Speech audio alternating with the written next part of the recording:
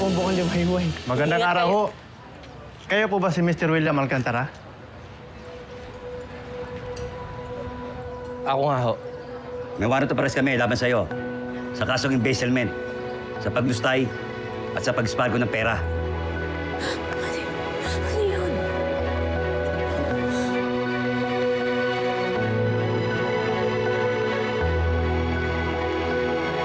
Ano?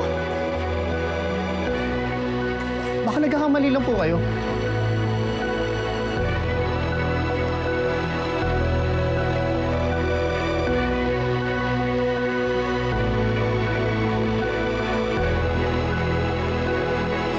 Sige, ano mo na yan? Teka lang ho. William! Elsa! Oo, no. Ryan! Daddy! Wala akong kasalanan. Hindi ako pwede makulong. Sumama na kayo na maayos. Daddy! William!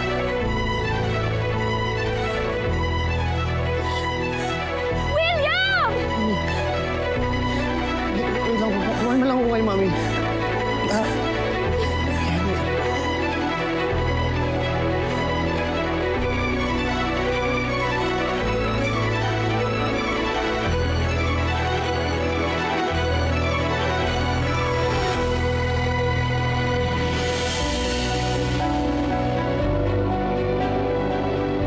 Hindi ko pa masyadong kilala ang tatay ni Kuya Biboy. Pero kaibigan ko si Kuya Biboy. Kaya nag-aalala ako sa kanya. At nalungkot nang malaman ko ang nangyari sa kanyang ama.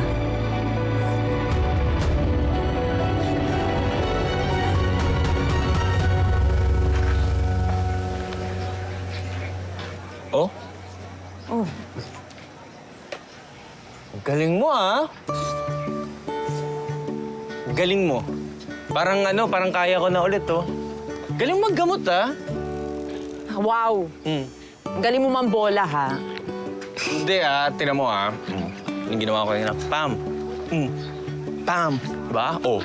Pam. Oo. Kaya ko na ito. Subukan ko siya. Joke lang. Sige na, macho ka na. Hindi, sinasabi ko lang. Galing mo.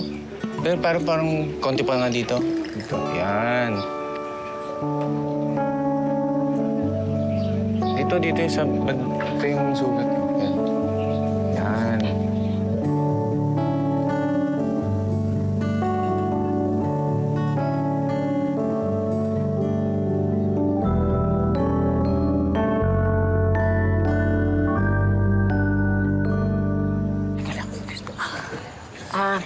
Tumo muna tubig, oh. Salamat kay... Ano ba nangyari, B-boy, Miss Alcantara? Hindi ko rin alam. Nagmamanage ng bangko si William at ako nagmamanage ako ng sarili kong boutique. So hindi ko talaga alam kung paano nangyari. Mabait na tao si William. Wala siyang kaaway.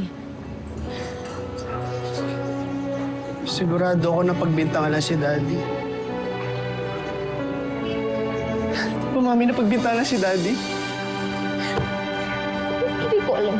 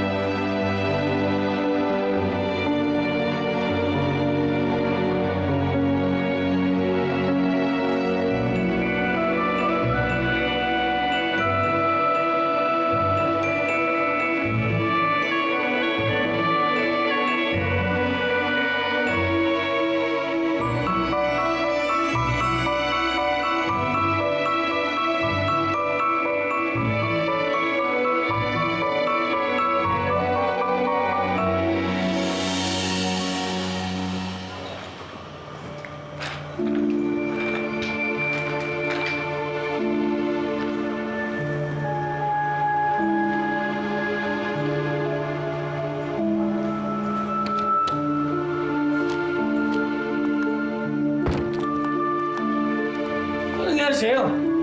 Boss, pakaway ako. Kanino? Doon sa Victor na yun. Walang hiya. Pinahiya pa naman ako sa matagal ko nang nililigawan.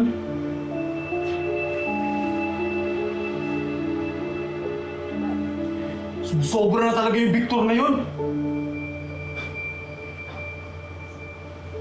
Gaganti ako dun, boss.